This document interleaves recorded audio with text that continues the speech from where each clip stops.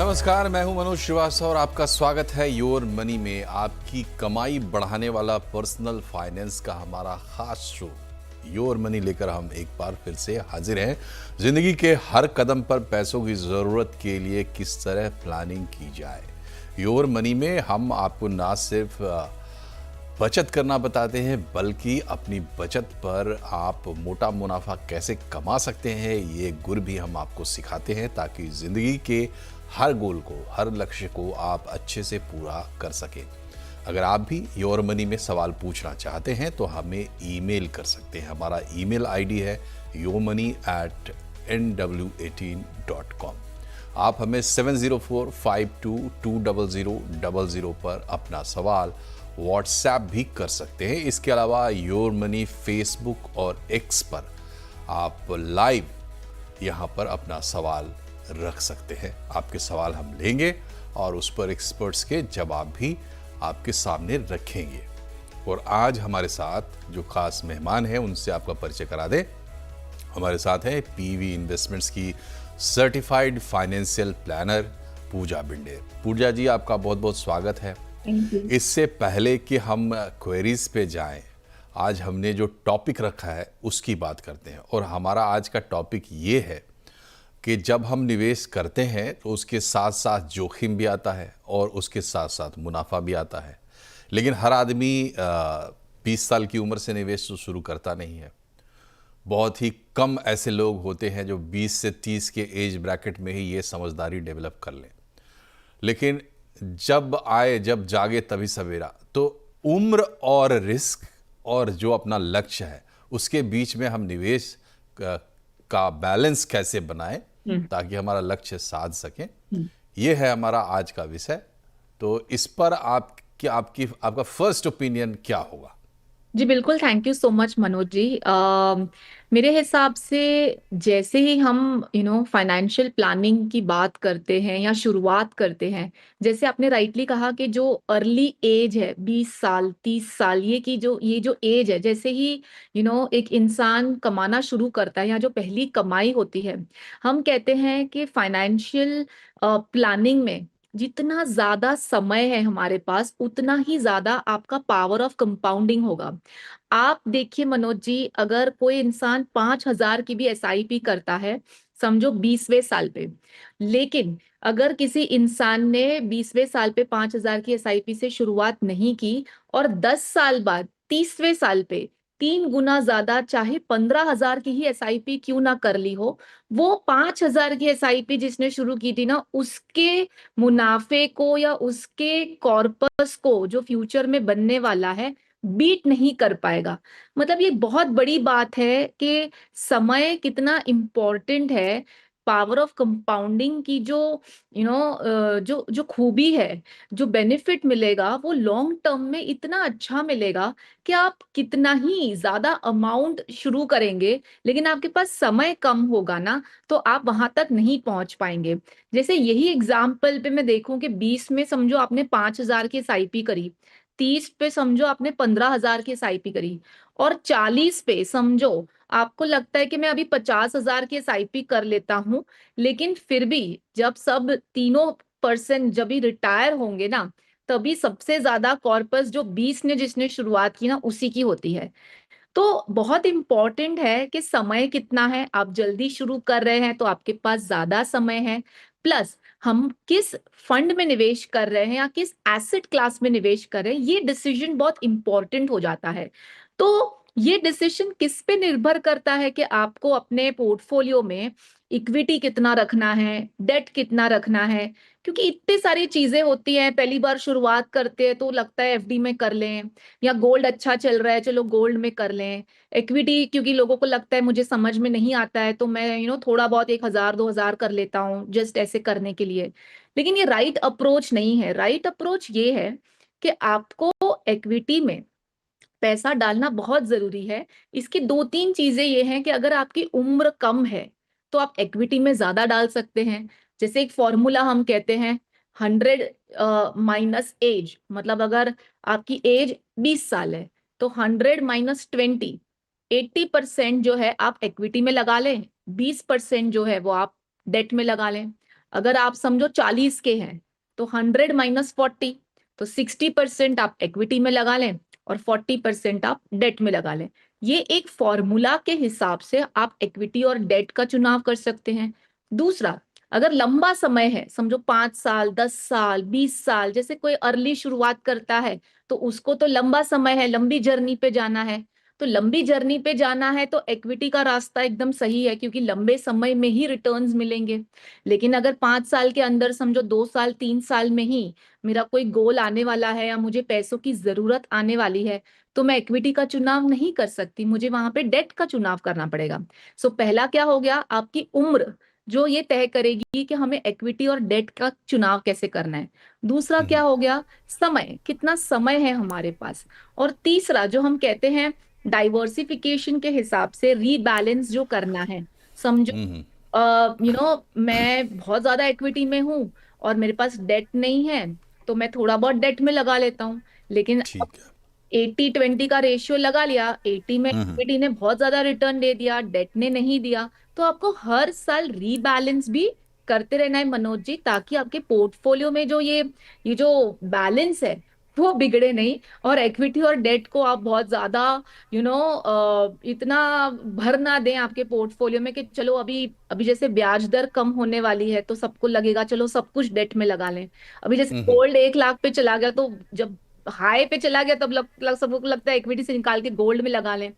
सो जो सिचुएशन है ना, वो सिचुएशन को भी देख के, ये नहीं कि सब कुछ वो एक में लगा लें। आप ठीक है। एट एवरी पॉइंट थोड़ा थोड़ा परसेंटेज आपकी सिचुएशन के हिसाब से लगाना है, लेकिन सारे एसेट क्लासेस आपके पोर्टफोलियो में होना बहुत जरूरी है जी। जी। तो पूजा जी ये बताइए कि जो आपने बात की उससे एक दो चीज़ें जो समझ में आई कि हर एज ग्रुप के लिए आपके हिसाब से रिस्क एपेटाइट अलग होनी चाहिए, मतलब हर एज में आप एक जैसा रिस्क नहीं ले सकते। और फिर आपने कहा कि रीबैलेंसिंग की ज़रूरत आपको पड़ सकती है।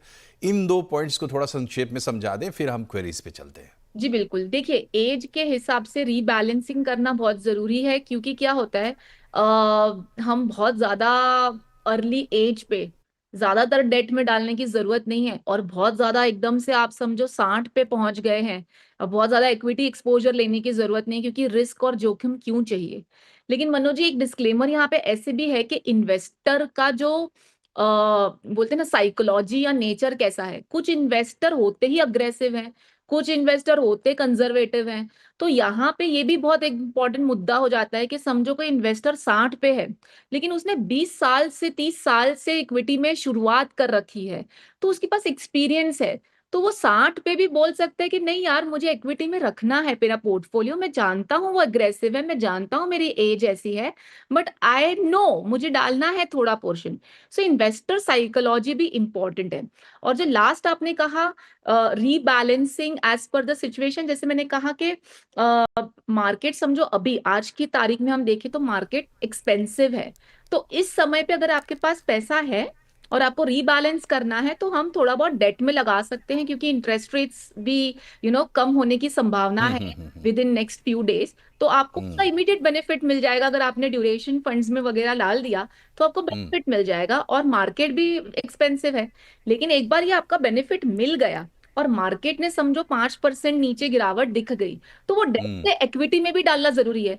तो ये किन को करना है, जो एक्टिवली अपने पोर्टफोलियो को मॉनिटर कर सकते हैं, वो ये स्ट्रैटेजी अपनाए कि सिचुएशन के हिसाब से ठीक बात है। चेंजेस। लेकिन अगर आप नहीं कर सकते हैं, तो हमारे पास मनोज जी ऐसे भी फंड्स हैं, जैसे मल्टी एसेट है या हाइब्रिड या बैलेंस एडवांटेज, जिसमें फंड मैनेजर यही स्ट्रैटेजी अपनाता है।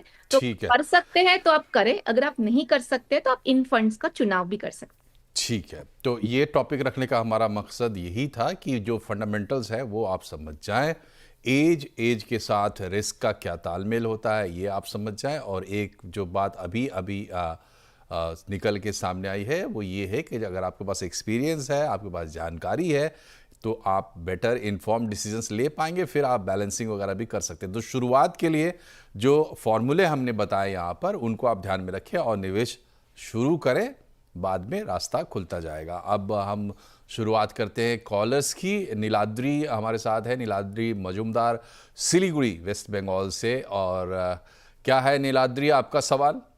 मेरा पोर्टफोलियो मैंने ऑलरेडी आप लोग को व्हाट्सएप कर दिया है। जी। और मेरे हर साल हर महीना 10,000 रुपये करके म्यूचुअल फंड एसआईपी करता हूँ। हम्म। और उसमें बहुत सारा फंड है। मुझे पहला चीज वो जानना है कि 20 ईयर्स के मेरा लक्ष्य है 1 करोड़ हम्म। रुपए जो इन्फ्लेशन को बीट करे। मतलब इन हैंड मुझे 1 करोड़ चाहिए एट प्रेजेंट प्राइस के हिसाब से। और दूसरा वाला जो चीज है कुछ फंड में मॉडिफिकेशन रिक्वायर्ड है या नहीं है करके। ठीक है। पूजा जी, क्या है इनकी समस्या का समाधान? 20 साल में 1 करोड़ का लक्ष्य है, 10,000 एसआईपी अभी है। देखिए मनोज जी, सबसे पहले तो मैं नीलाद्री से ये कहूंगी कि जो गोल है ना 1 करोड़ की राशि ये चाहते हैं 20 साल बाद, तो इसमें मेरे हिसाब से कहीं ना कहीं इन्फ्लेशन का फैक्टर मिसिंग है, क्योंकि 1 करोड़ की जो वैल्यू है ना नीलाद्री, वो 20 साल बाद केवल 30-35 लाख के आसपास रह जाएगी। तो अभी का जो 1 करोड़ है ना, उसकी आपको उस हिसाब से प्लानिंग करनी पड़ेगी। तो अभी का जो 1 करोड़ है वो तभी के हिसाब से एटलीस्ट 2 या 3 करोड़ के हिसाब से आपको प्लानिंग करनी पड़ेगी डबल। तो 1 करोड़ के हिसाब से अगर आपको जो एसआईपी अमाउंट चाहिए, वो केवल 7,000 प्रति माह की एसआईपी से आप पहुंच सकते हैं। आपकी एसआईपी तो 10,000 चल रही है, लेकिन क्योंकि मैंने आपको कहा इन्फ्लेशन काउंटर करने के लिए, तो आपको 2 गुना या 3 गुना मतलब मिनिमम एटलीस्ट 25,000 की एसआईपी करनी होगी, ताकि आपको ये इन्फ्लेशन को बीट करने वाला एक कॉर्पस तैयार हो जाएगा। फंड्स बहुत ज्यादा हैं मेरे हिसाब से, थोड़ा कंसोलिडेट कर ले। मैं ये फंड्स के नाम लेती हूँ जो आप कंटिन्यू कर सकते हैं।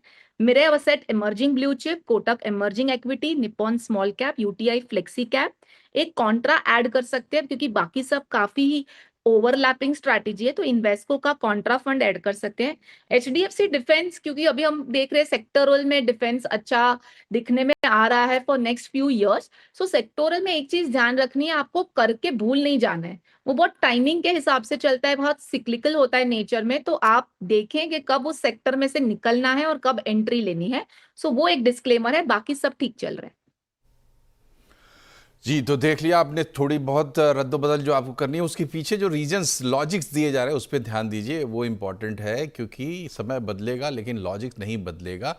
फंड्स बदलेंगे लेकिन तर्क नहीं बदलेंगे। बहरहाल हम बढ़ते हैं, अगले कॉलर के पास चलते हैं। अभय पांडे हमारे साथ दिल्ली से, 50 साल की उम्र है, 18,000 की एसआईपी कर रहे हैं, 18 लाख का ऑलरेडी पोर्टफोलियो वैल्यू है। और कॉलर हमारे साथ जुड़ गए हैं, 10 साल के लिए ये एक सलाह चाहते हैं। बताएं अभय जी, क्या है आपका प्रश्न? सर, वही मैंने जो भेजा हुआ है 18 लाख, तो मैंने लमसम इन्वेस्ट किया हुआ है और इन्हीं 6 फंड में 3,000 की एसआईपी है। 10 साल बाद रिटायरमेंट मेरी है, तो 1.5 CR मुझे चाहिए रिटायरमेंट कॉर्पस, जो मेरे रिटायरमेंट के लिए पैसे हो जाएंगे पूरे क्या? जी, तो पूजा जी, क्या सलाह है इनके लिए रिटायरमेंट के लिए? 10 साल का वक्त है अभी, और एसआईपी आपको बताई दी, इनका फंड्स का लिस्ट आपके पास गया है, अब देखिए और बताइए इनके लिए क्या सलाह है आपकी तरफ से। जी देखिए, अभय जी, राइट। सो अभय जी, आपको जो पोर्टफोलियो है ना आपका, वो मुझे बहुत पसंद आया। वेल डाइवर्सिफाइड है, आपने mid cap, small cap, flexi cap, large cap, Contra, मतलब सब कुछ एकदम ही आपके पोर्टफोलियो में बहुत ही अच्छी तरीके से शामिल किया हुआ है। सो वो एक बहुत अच्छी चीज है। सो फंड्स के मामले में मुझे आपको कोई चेंजेस आपको नहीं बताने हैं।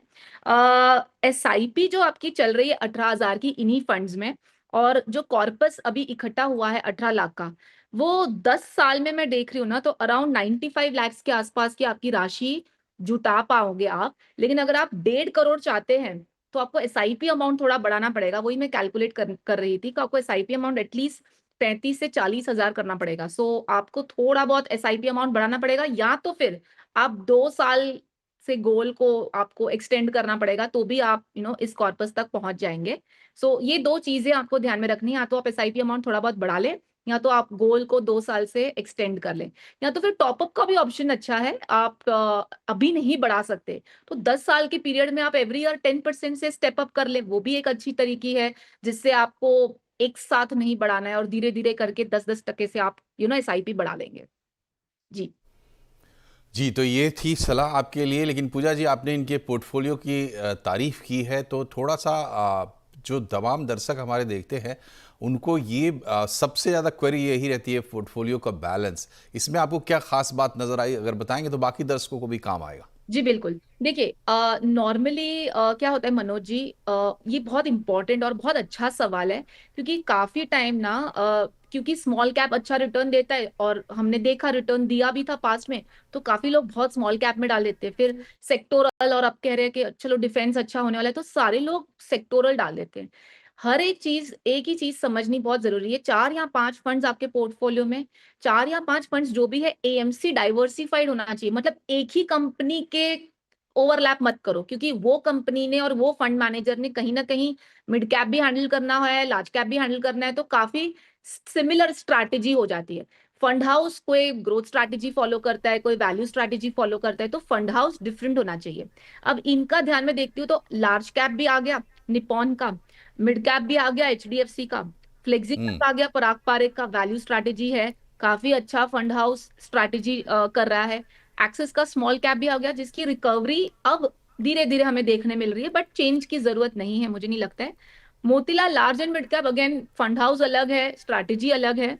और एसबीआई कॉन्ट्रा जो एकदम विपरीत स्ट्रैटेजी है, कॉन्ट्रा स्ट्रैटेजी है, तो कुछ ओवरलैपिंग नहीं है, फंड हाउस भी अलग है। सो मुझे बहुत पसंद आया। इससे ज्यादा एक फंड नहीं चाहिए आपके पोर्टफोलियो में। हम नॉर्मली देखते हैं मनोज जी, लोग डिफेंस या ऐसे सेक्टोरल डाल देते हैं।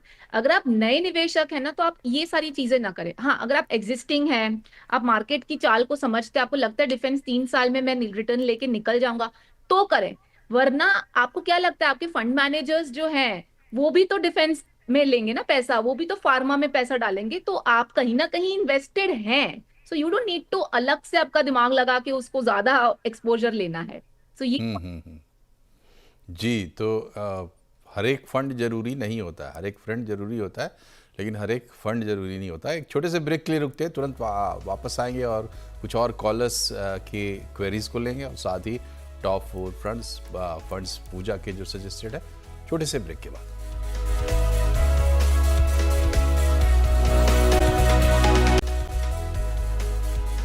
वेलकम बैक योर मनी में आपका एक बार फिर से स्वागत है। और हम कॉलर लेते हैं। हमारे साथ विवेक है, महाराष्ट्र से जुड़े हुए हैं। बताइए विवेक, आप अपना सवाल रखिए। श्रीवास्तव, मेरा 43 इयर्स एज है। मेरा एनपीएस इन्वेस्टमेंट लगभग 60 लाख है और पीपीएफ 13 लाख है, प्लस स्टॉक्स में 90,000 है, गोल्ड में 80,000 है, सिल्वर 30,000 है, और टोटल म्यूचुअल फंड जो पोर्टफोलियो है दैट इज अराउंड 16 लाख, जिसमें large cap 73%, medium 24%, small cap 3%, और बाकी मैंने SIPs है, करीब 8 to 10 SIPs है। SIP SBI blue chip, DSP natural resources, axis growth opportunity, Zerodha Nifty, इसमें रफली सब में 1 to 2,000 के SIPs है, और एक डेट फंड है दैट इज 20,000 लमसम, प्लस उसमें 1,000 की SIP चलती है। तो उसमें मुझे सर अराउंड 4 इयर्स में 15 इयर्स में मुझे 4 करोड़ के लिए कॉर्पस के लिए आप सजेस्ट कर पाएंगे तो दैट पे। ठीक है, काफ़ी डिटेलिंग इन्होंने भेजी है, लेकिन पोर्टफोलियो काफ़ी लंबा चौड़ा है। पूजा जी, क्या सलाह है इनके लिए? जी, विवेक, सबसे पहले तो अच्छी बात है कि काफी सारी चीजें हैं, मतलब यू आर कम्प्लीटली इमर्स्ड के क्या क्या करना है। 2-3 चीजें बता देती हूँ। सबसे पहले तो काफी सारा डेट है, फॉर एग्जांपल पीपीएफ है, एनपीएस है, एसेट में कमोडिटीज में गोल्ड सिल्वर है, which is good. Equity portfolio जो है उसके ऊपर मैं बात करूंगी, और डेट फंड भी आई थिंक आपने कुछ मेंशन किया, आपको कुछ डेट फंड में भी फॉर शॉर्ट टर्म गोल पैसा जुटाना है। सो वो कितना अमाउंट है उस हिसाब से हम कैलकुलेट करके आपको बता सकते हैं, लेकिन फिलहाल के लिए डेट में फॉर नेक्स्ट 2 to 3 इयर्स अगर कोई पैसा लगाना है तो आप कॉर्पोरेट बॉन्ड फंड ले सकते हैं, ऑल सीजन बॉन्ड फंड ले सकते हैं। आईसीआईसीआई का all season bond fund is a very good option, and HDFC या आदित्य बिरला का corporate bond fund. This is what I think was your last question, तो उसका जवाब दे दिया मैंने। गोल के हिसाब से आई थिंक आपने मेंशन किया आपको कुछ 4 करोड़ के आसपास की राशि जुटानी है इन नेक्स्ट 15 इयर्स, जो कॉर्पस जुटाना है। सो करंट पोर्टफोलियो जो आपका 16-18 लाख के आसपास का पोर्टफोलियो है, उसके लिए अभी से आपको 60,000 की SIP लगेगी to reach to this goal. लेकिन अभी जो आपकी हाल ही में SIP चल रही है अराउंड 32,500 के आसपास की SIP चल रही है। सो काफी गैप है।